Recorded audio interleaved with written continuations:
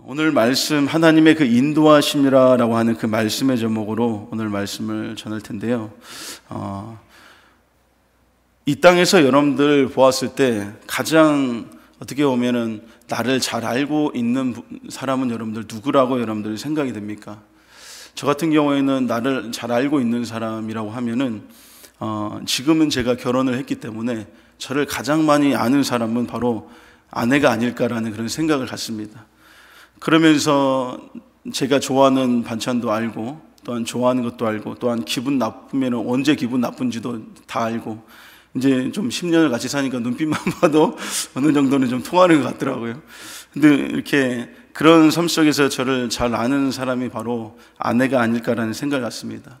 여러분들도 각각이 보면은 여러분들 가장 잘 알고 있는 사람은 과연 누구일까라는 것을 생각하면은 여러분들도 떠올리는 그런 사람들이 있을 것입니다. 그런데 여러분들 이 땅에서 어떠한 사람이라고 할지라도 나를 많이 안다고 하지만 나에 대해서 전부를 알 수는 없는 것입니다. 보통 부모님들이 자녀들을 이렇게 좀 착각하는 게 있는데 뭐가 있냐면은 부모님이 자기 자녀를 가장 잘 안다라고 이렇게 얘기를 하는데요. 어떤 통계와 조사를 보면은 가장 모르는 사람이 자기 부모님들이라고 얘기를 하더라고요. 왜냐하면은 학교 가서 아이들이 무엇을 하는지를 모르는 것이죠. 자기 집에서만 이러한 자녀로 살고 있지만 학교에서는 친구들과 선생님들과 그 모든 관계 속에서 어떻게 살아가는지를 잘 알지 못한다는 것이죠. 그렇기 때문에 부모님이 자녀를 가장 많이 안다라고 하는 것은 어떻게 보면은 좀 부모님들의 그런 착각일 수가 있는 것 같아요. 그렇게 잘 아는 사람, 그래도 어렸을 때부터 나를 키워주신 부모님이 그래도 이렇게 자녀에 대해서는 좀 많이 알고 있긴 할 것입니다. 이 땅에서 여러분들 가장 나를 잘 알고 계시는 분이 과연 누구실까라고 우리가 생각을 하면은 바로 우리 하나님께서 나를 가장 많이 잘 알고 계신 줄로 믿습니다. 하나님은 여러분들 내가 내 자신을 아는 것보다도 더욱더 나를 잘 알고 계시는 분이 바로 우리 하나님이십니다. 시편 139편에 보면은 1절부터 이렇게 4절까지 보면은 다윗에게 쓴 시인데 여기서 다윗이 고백하기를 하나님께서 나를 아신다라고 이렇게 고백하는 부분들을 볼 수가 있습니다. 1절부터 이렇게 보면은 여호와여 주께서 나를 살펴보셨으므로 나를 아시나이다 라고 말씀합니다. 항상 다윗은 내가 지금 하나님 앞에 있다라고 하는 그 사실들을 다윗은 고백하면서 인정을 하면서 살아갔던 그런 사람입니다. 그렇기 때문에 내가 모든 하는 행동들과 모습들, 심지어는 내가 어떠한 생각을 하는 것조차도 알고 계시는 분이 바로 하나님이시다라고 이렇게 말씀합니다. 그래서 주께서 내가 앉고 일어섬을 아시고 멀리서도 나의 생각을 밝히 아시오며, 모든 것을 하나님께서는 앉으나 서나 모든 것들을 하나님께서는 다 알고 계시고 자신의 생각들도 알고 계신다는 말씀합니다. 그리고 3절에 보니까 나의 모든 길과 내가 눕는 것을 살펴보셨으므로 나의 모든 행위를 익히 아시오니 여호와여 내 혀의 말을 알지 못하시는 것이 하나도 없으시니이다 라고 다윗은 고백하고 있습니다. 다윗이 하는 그 말들 가운데 어떠한 의미를 담고 있고 어떠한 마음을 담고 있는지에 대해서 하나님께서는 모든 것을 다 알고 계신 분이다 라고 고백하고 있는 것을 볼 수 있습니다. 다윗의 고백처럼 여러분들 하나님께서는 우리를 너무나도 잘 알고 계시고 내 자신을 너무나도 잘 알고 계신 분이 우리 하나님이십니다. 요한복음에 보면은 나다나엘이라고 하는 그 사람이 나옵니다. 빌립과 함께 나오는데 이 사람은 이스라엘의 그런 선생이었죠. 그런데 예수님을 만나면서 그가 깜짝 놀랐던 부분이 있는데 어떻게 놀랐냐면은 요한복음 1장 47절에서 48절에 보면은 이렇게 말씀합니다. 예수께서 나다나엘이 자기에게 오는 것을 보시고 그를 가리켜 이르시되 보라 이는 참으로 이스라엘 사람이라 그 속에 간사한 것이 없도다라고 말씀합니다. 예수님께서는 나다나엘을 직접 이렇게 친한 것도 아니고 나다나엘과 함께 무엇을 했던 그런 사이도 아니었습니다. 그러나 예수님께서는 나다나엘이 오는 그 모습을 보시면서 그의 마음과 삶과 생각과 모든 것들을 예수님께서는 통찰하시고 보셨다는 것이죠. 그러면서 그 속에는 간사함이 하나도 없다라고 하는 것을 나다나엘이 들었을 때 나다나엘의 반응이 어떻습니까? 48절에 보니까 나다나엘이 이르되 어떻게 나를 아시나이까? 예수께서 대답하여 이르시되 빌립이 너를 부르기 전에 너가 무화과 나무 아래 있을 때 보았도다 라고 말씀합니다. 나다나엘이 나는 한 번도 예수님과 이렇게 이야기한 적도 없고 예수님과 어떻게 삶을 살아가지도 않았는데 나를 어떻게 이렇게 잘 아십니까? 라고 이렇게 얘기하죠. 근데 빌립이 나다나엘을 부르기 전부터 나다나엘은 무화과 나무 밑에서 그가 있었던 것을 보았습니다. 이것은 단지 그가 무화과 나무 밑에서 있었던 그것들만 봤던 것이 아니라 예수님께서는 하나님이시기 때문에 나다나엘이 이 땅에 태어나시기도 전에 어머니의 그 모태에 지어지기도 전에 나다나엘을 알고 있었다는 것입니다. 여러분들 마찬가지로 하나님께서는 지금 우리가 이 땅에 태어났기 때문에 우리를 아시는 것이 아닙니다. 우리가 어머니의 뱃속에 있기 전부터 우리가 이 땅에 올 것을 우리 예수님께서는 알고 계셨다는 것입니다. 그러기에 여러분들 얼마나 나를 우리 예수님께서 잘 알고 계시겠습니까? 모든 것을 속속들이 잘 알고 계시고 내가 왜 이러지? 내가 왜 이렇게 힘들고 어렵지? 내가 왜 이렇게 눈물이 나지? 이러한 모든 것, 내 자신이 알지 못하는 것조차도 우리 예수님께서는 다 아시고 그를 위해서 또한 성령께서 중보하시는 것들을 볼 수가 있는 것입니다. 여러분들 잘 안다고 하는 것은 그 사람이 무엇을 해야 하며 어떤 것을 했을 때 가장 유익하다라는 것을 알고 그 사람을 이끌어주는 것이 잘 아는 사람이 할 수가 있는 것입니다. 그렇기 때문에 그 사람을 잘 알았을 때, 야, 너는 이거를 잘하고 이거를 잘하니까 이렇게 하면 좋겠다. 우리 고3들이 보면 여러분들 담임 선생님들이 그러지 않습니까? 이제 수능 보고 어디를 가기 전에, 야, 너는 여기에 재능이 있고 너 요런 거 잘하니까 이렇게 하면 좋겠다. 선생님들은 많은 아이들을 겪어봤기 때문에 그 아이들과 이렇게 겪어보다 보면은 그 아이들의 성향들도 파악이 되고 무엇을 해야 되는지도 잘 알게 되는 것이죠. 그래서 그 아이에게 그 무엇을 했으면 좋겠다라고 하는 거, 가장 그 아이가 유익할 만한 것들을 이렇게 얘기를 해주는 것이죠. 잘 알고 있기 때문에 그 사람이 무엇을 해야 되며 어떤 것을 해야 된다라고 하는 것을 알 수가 있다는 것입니다. 여러분들께서 이런 일화를 많이 들어보셨을 텐데 오늘 한 번 더 들으시면 좋을 것 같습니다. 어떤 자동차 정비사가 중고차를 이렇게 구입을 해가지고 새 차처럼 이렇게 고쳐서 타고 다녔습니다. 이제 그 차를 고치고 타고 출근을 하는데 얼마 못 가서 이제 엔진에서 덜덜덜 거리는 소리가 나면서 그 차가 이제 멈춰버리고 마는 것이죠. 그래서 이 정비사는 굉장히 당황하면서 그 엔진을 이렇게 열어보면서 이리저리 보면서 차를 이렇게 움직이려고 해봤습니다. 고치려고 해봤습니다. 그런데도 그 차가 고쳐지지 않는 것입니다.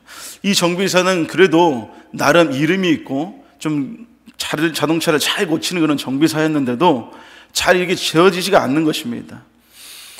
그런데 그때 그 옆에 세단이 이렇게 서더니 한 노인이 이렇게 내렸습니다.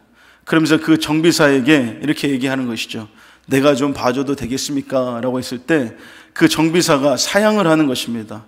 한마디로 노인네가 와가지고 차를 안다고 이렇게 고친다고 본다고 해. 그러면서 그 노인을 이렇게 무시를 하는 것이죠. 그러면서 이 정비사가 계속 그 차를 고쳐보려고 했지만 더 이렇게 나아지지 않았다는 것입니다. 그러면서 노인이 이제는 그 젊은 정비사를 옆에 비켜 세우고 이제는 그 엔진 열어놓은 그 엔진 가운데서 한 부분을 이렇게 툭 치더니 이렇게 말했습니다. 자동차 한번 시동 한번 걸어보시죠. 이렇게 얘기합니다. 그랬더니 정비사가 미심쩍은 그 얼굴로 시동을 이렇게 딱 걸었는데 어떻게 됐을까요? 신기하게도 시동이 걸렸다는 것입니다. 그래서 젊은 정비사는 놀라면서 어떻게 고장난 곳을 어떻게 이렇게 쉽게 고쳤습니까? 라고 이렇게 그 노인에게 묻자 그 노인이 웃으면서 말하기를 제가 이 자동차를 만든 헨리 포드입니다 라고 이렇게 얘기했다는 것입니다. 헨리 포드라고 하는 그런 자동차 회사의 사장이었다는 것이죠. 최초에 여러분들이 자동차를 이제 이렇게 많이 대량 생산할 수 있는 것을 만든 그 사람이 헨리 포드. 지금도 여러분들 포드라는 자동차가 이렇게 생산되죠. 여러분들 이것을 보았을 때 자신이 직접 만들었기 때문에 그것이 어디가 고장나고 어디 부분이 잘못되었다는 것을 쉽게 그는 알 수가 있었다는 것입니다. 왜냐하면 그것을 그 자동차에 대해서 너무나도 잘 알기 때문에 그런 것이죠. 하나님께서도 여러분들 우리를 직접 만드셨기 때문에 우리를 가장 잘 아시는 분이십니다. 그래서 나에게 무엇이 좋은 것인지 나에게 무엇이 필요한지를 잘 아시는 분이 바로 우리 하나님이시라는 것입니다. 그래서 하나님의 인도하심 속에서는 실수가 없다라는 것을 여러분들 믿으시기 바랍니다. 나를 잘 아시기 때문에 나를 인도하신 그 하나님께서 나를 이끌어 가실 때 그 하나의 그 실수도 하나님께서는 하시지 않는 그런 분이십니다. 그런데 여러분들 그런 하나님의 인도하심을 받지만 때로는 가장 좋은 길로 인도하셨는데도 사람들은 나를 왜 이렇게 인도하셨을까? 왜 내가 지금 힘들어해야 하나? 그러면서 이해하지 못하고 불만과 불평을 쏟아놓기도 하는 것을 볼 수가 있습니다. 내가 예수님을 믿고 하나님을 믿는데 왜 하나님께서 나를 이렇게 고난 가운데 이렇게 내버려 두시는 것인가? 내가 이렇게 힘들고 어려운데 하나님께서 나를 왜 인도해 주시지 않는 것인가? 그러면서 그들은 불만과 불평을 사람들이 가질 때가 있습니다. 오늘 여러분들이 이 말씀, 본문의 말씀을 보면은 이스라엘의 그 민족들, 이 이스라엘 민족들이 출애굽을 하나님께서 시키시고 가나안 땅으로 인도해 주실 것을 이렇게 약속을 하셨습니다. 그리고 그들을 인도하셨는데 그들을 어떻게 인도하여 주셨는지를 오늘 본문 말씀 속에서 이렇게 나오고 있습니다. 오늘 13장 17절에 보면은 이렇게 말씀합니다. 바로가 백성을 보낸 후에 블레셋 사람의 땅의 길은 가까울지라도 하나님이 그들을 그 길로 인도하지 아니하셨으니 이는 하나님이 말씀하시기를 이 백성이 전쟁을 하게 되면 마음을 돌이켜 애굽으로 돌아갈까 하였음이라 라고 말씀합니다. 이제는 하나님께서 이스라엘 백성들을 출애굽을 시키시고 그들에게 가나안 땅으로까지의 그런 길들을 약속을 해 주셨습니다. 그곳에서 너희들이 살 것이고 그곳에서 너희들이 예배할 것이다 라고 말씀하시며 약속을 하셨죠. 그러면서 그 가나안 땅으로 이제는 가야 되는데 애굽이라고 하는 그 나라에서 가나안 땅까지 가장 가까운 그 거리는 어디 길이냐면은 방금 읽은 말씀과 같이 블레셋 사람의 땅의 길이다라고 이렇게 말씀합니다. 이것은 지중해 주변에서 이렇게 지중해를 타고 이렇게 가면 가나안 땅까지 도착하는 그 길인데 가장 여기는 가까운 길입니다. 가나안 땅까지 길이 가장 가깝고 가장 빠른 길이고 가장 쉬운 길이 블레셋 사람의 그 땅의 길이었다는 것입니다. 이 길이 잘 닦여져 있는 길이었고 애굽에서 가나안까지는 가장 가까운 거리입니다. 그래서 걸어가게 되면은 4일에서 5일 정도면은 가나안 땅에 이렇게 금방 도착하게 된다는 것이죠. 그 정도로 가까운 땅입니다. 그러나 하나님께서는 이스라엘 백성들을 그 땅으로 인도하시지 않았다는 것입니다. 그 길로 인도하시지 않은 것이죠. 가장 가깝고 가장 쉽고 가장 편한 블레셋 사람들의 땅의 길로 가지 않았다는 것입니다. 하루라도 더 빨리 가서 하나님을 예배하고 하나님께 영광을 돌리며 그곳에서의 모든 삶들을 축복된 삶들을 살아가야 될 이스라엘인데 하나님께서는 그 길로 인도하시지 않았다고 말씀합니다. 그 이유가 여러분들 오늘 방금 읽은 말씀에 이렇게 말씀합니다. 그 이유가 무엇이냐면은 이 백성이 전쟁을 하게 되면 마음을 돌이켜 애굽으로 돌아갈까 하였음이라 라고 말씀합니다. 이스라엘 백성들을 하나님께서는 너무나도 잘 알고 계셨다는 것이죠.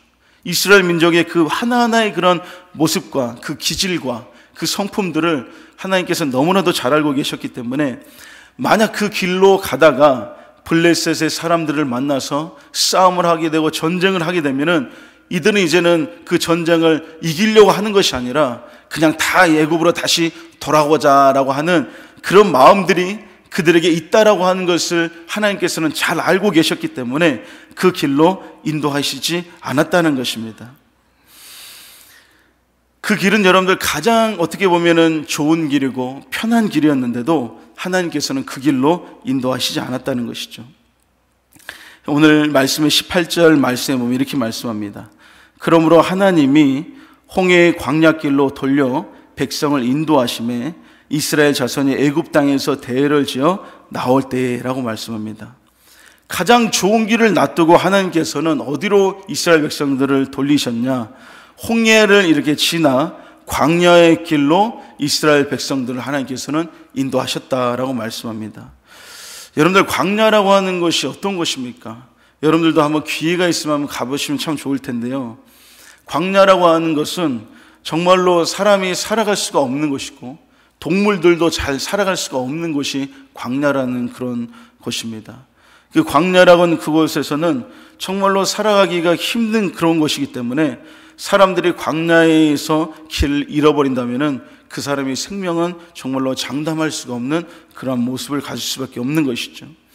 그렇게 힘들고 어렵고 고난의 길이라고 하는 그 광야의 길로 하나님께서는 이스라엘의 민족들을 이렇게 인도하셨다는 것을 볼 수가 있습니다.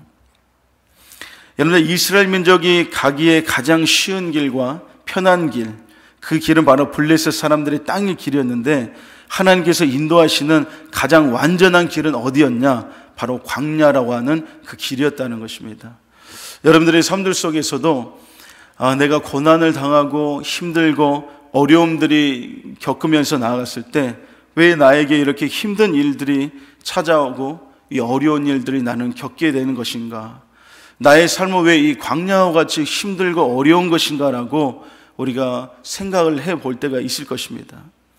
그런데 여러분들, 우리가 알아야 될 것은 무엇이냐면은 하나님께서 그 길을 우리가 하나님 앞에 기도하면서 하나님을 따르고자 하는 그 마음 속에 하나님께서 인도하시는 그 길이 지금은 힘들고 어렵고 고난과 그런 모든 고통이 있는 그 길이라고 할지라도 그 길은 어떤 길입니까? 하나님께서 인도하시는 가장 완벽한 길이라는 사실들을 우리는 믿어야 될 줄로 믿습니다. 여러분들, 지금 당장에 내가 힘들고 고난스러운데 이 말씀을 들으면 좀 불편할 수가 있습니다.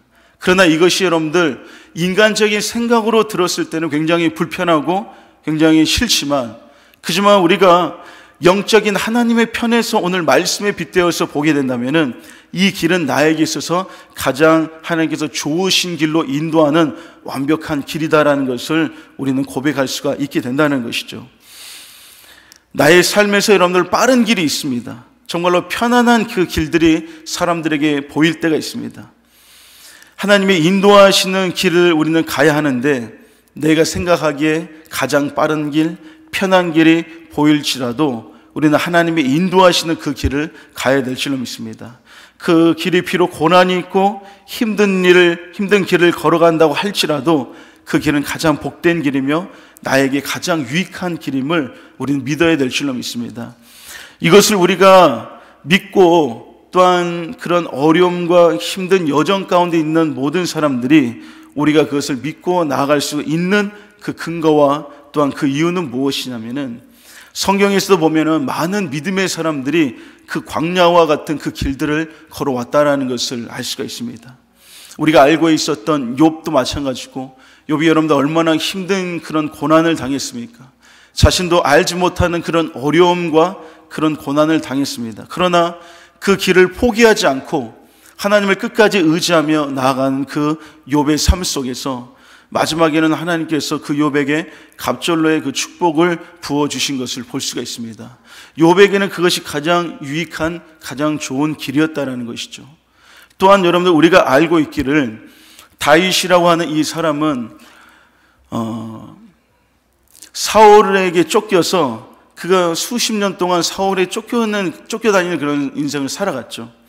쫓겨다니는 그 인생 가운데 그가 그 전에 사무엘에게 어떠한 것을 여러분들 받게 되었습니까? 기름 부음을 받았다는 것입니다. 다시 말해 왕으로서의 그런 왕의 위임을 하나님께서 그 기름 부음을 통해서 주셨다는 것이죠.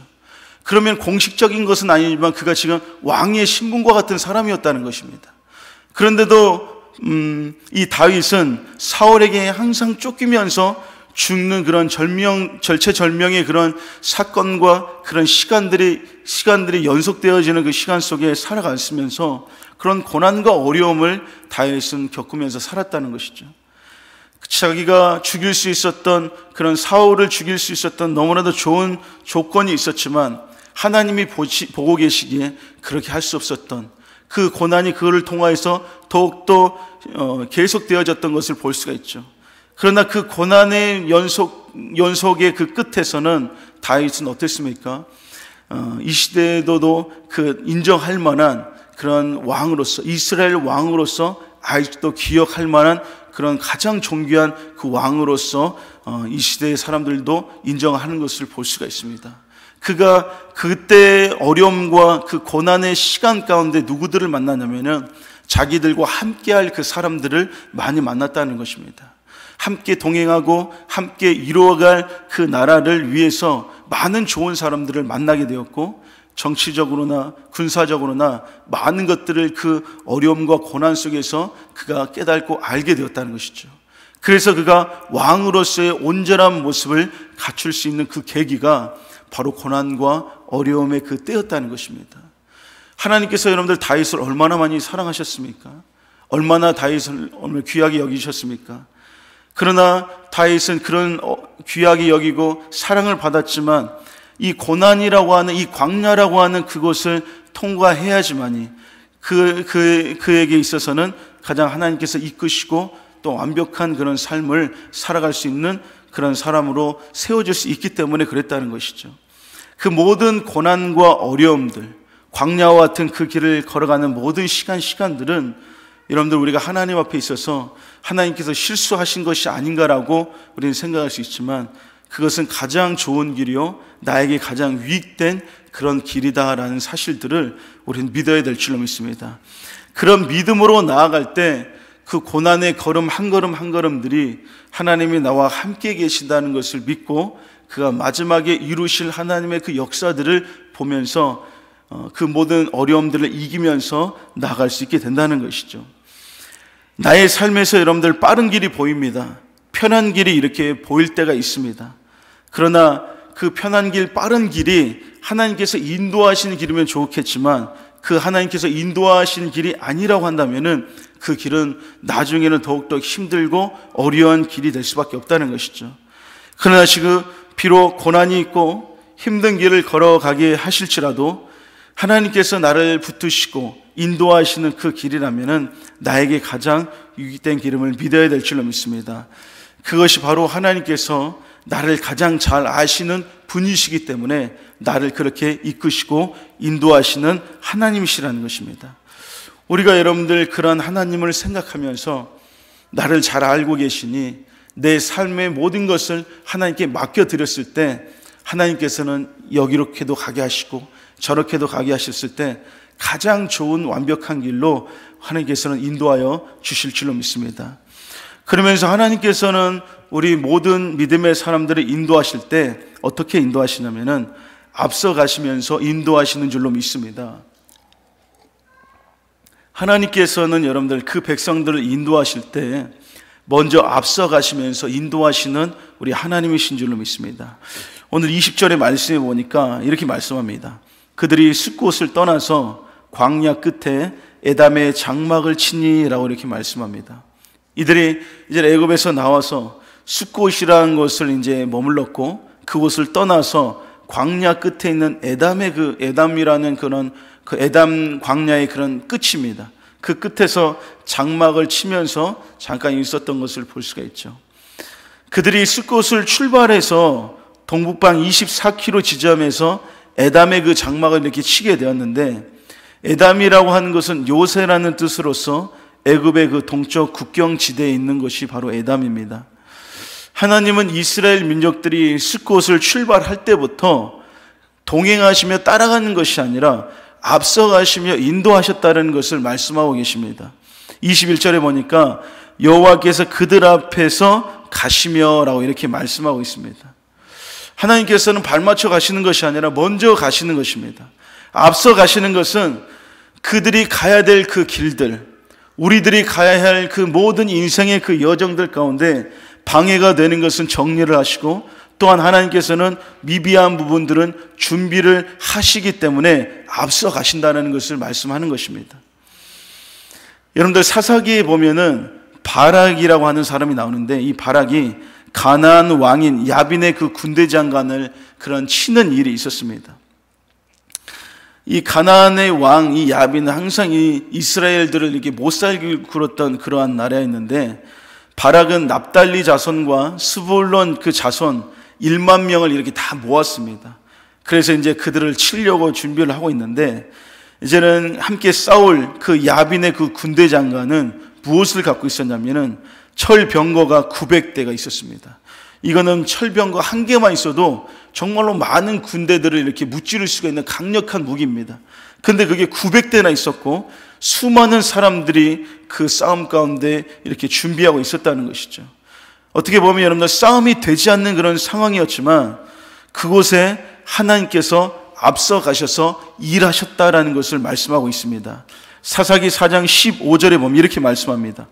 여호와께서 바락 앞에서 시스라와 그의 모든 병거와 그의 온 군대를 칼로 혼란에 빠지게 하심에 시스라가 병거에서 내려 걸려서 도망한지라 라고 말씀합니다. 군사력으로는 월등했습니다.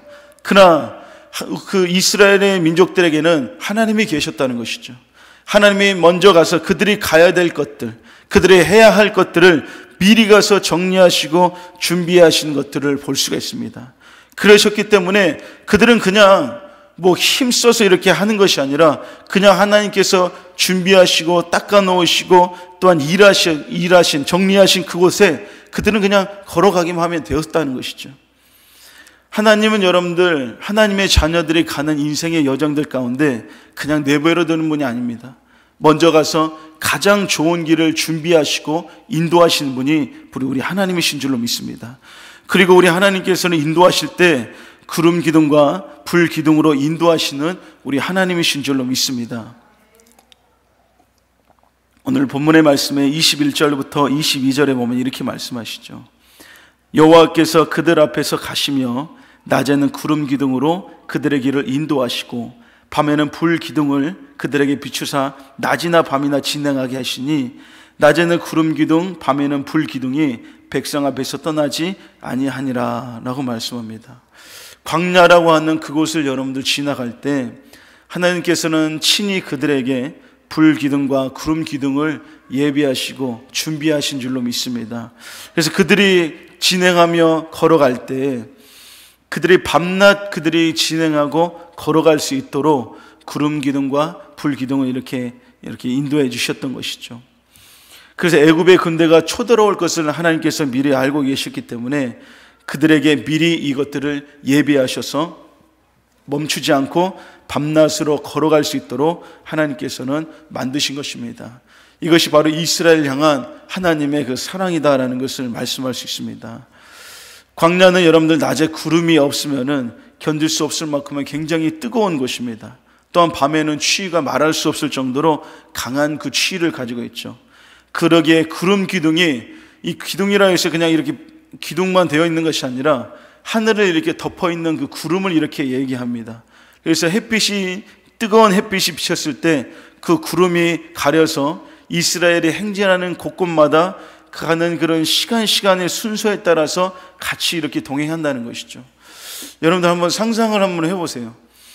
이스라엘 백성들의 많은 군대들이 뜨거운 햇빛이 지금 비치고 있는데 광야에서 구름이 딱 가렸다는 것이죠. 근데 한 번 가려서 멈춘 것이 아니라 그들이 행진하는 그 시간마다 같이 따라서 그 구름들이 간다는 것입니다. 얼마나 여러분들에게 기적입니까? 하나님의 크신 역사입니까? 또한 하나님이 얼마나 그 이스라엘을 사랑하는 돌보심이십니까? 그것을 하나님께서는 낮에는 그렇게 하셨고 밤에는 그들이 춥기 때문에 불 기둥으로 그들을 따뜻하게 하시고, 또한 동물들, 야생 동물들이 그 이스라엘 민족들을 이렇게 습격하지 못하도록 불로써 그들을 다 이렇게 보호하시고 했다는 것을 볼 수가 있는 것이죠. 구름 기둥과 불 기둥이 없는 것은 그들이 광야에서 지낼 수가 없는 것인데 그들을 인도하시기 위해서 신이 베풀어 주셨다는 것입니다. 광야와 같은 인생의 여정을 여러분들 우리들을 살아갈 때에도 하나님께서 우리들에게도 정말로 있을 수 없을 만큼의 하나님의 놀라운 그 구름 기둥으로 우리를 인도하여 주시고, 또한 불 기둥으로 우리를 인도하여 주셔서 하나님께서 이 인생의 모든 여정들 가운데 우리가 온전하게 그 길을 걸어갈 수 있도록 하나님께서는 예비하시고 인도하시고 축복하여 주신 줄로 믿습니다. 우리를 사랑하시기 때문에 하나님께서는 그렇게 예비해 주신다는 것이죠. 이 구름 기둥과 불 기둥은 또한 여러분들 무엇을 상징을 하냐면은 하나님의 그 임재를 상징하는 것입니다. 그것이 그냥 뚝딱 만들어진 것이 아니라 하나님께서 예비하시고 준비하신 그 부분들이기 때문에 그 모든 것이 다 하나님의 임재로서 얘기를 할 수가 있는 것이죠. 그들이 광야를 거둘 때 함께 하나님께서 그들과 함께 하신다는 그 임재의 상징으로 그들에게 그것들을 불기둥과 구름기둥을 보여주셨던 것이죠. 믿음의 사람들, 하나님의 자녀가 된 사람들은 하나님의 그 임재 가운데 살아가면서 하나님께서 인도해 주십니다.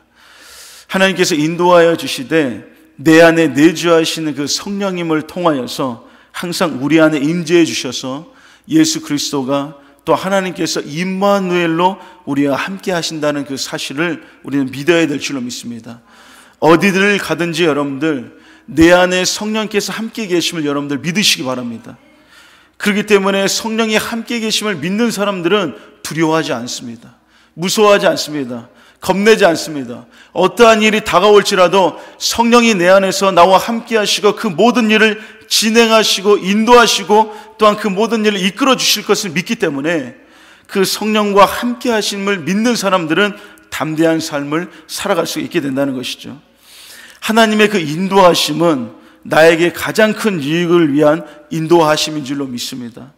그 인도하심 속에 고난과 어려움이 우리들에게 있더라도 그것은 나를 위해 예비하시고 나를 위해 하나님께서 인도하시는 그런 모습이다라는 것을 알아야 되는 것입니다. 내 자신을 보았을 때 여러분들 얼마나 내 자신이 저를 봐도 얼마나 그 목이 고든지 모릅니다. 얼마나 제가 잘못하고 부족한 것이 많은지 모릅니다. 그러나 하나님께서는 그런 저를 사용하시고자 그 광야와 같은 그 길로 인도하시고 저뿐만 아니라 여러분들의 삶들 속에서도 고치고 다시 새롭게 하고 만드실 것이 있기 때문에 강렬하고 하는 어려움과 고난 가운데 지금 걸어가도록 만드시는 것인 줄로 믿습니다. 그러지만 여러분들 불기둥과 구름기둥으로 우리와 함께 계신 하나님을 여러분들이 기억하시며 그 하나님을 통하여서 이 광야를 기쁘고 감사하며 승리하게 걸어가 마지막 이들이 가나안 땅에서 하나님께 예배하며 영광 돌렸던 그 모습과 같이 우리들의 삶의 모습에도 그런 하나님의 역사심과 축복하심과 인도하심이 함께 하실 줄로 믿습니다. 이 은혜가 저와 여러분들에게 함께 하시기를 주님의 이름으로 축원합니다.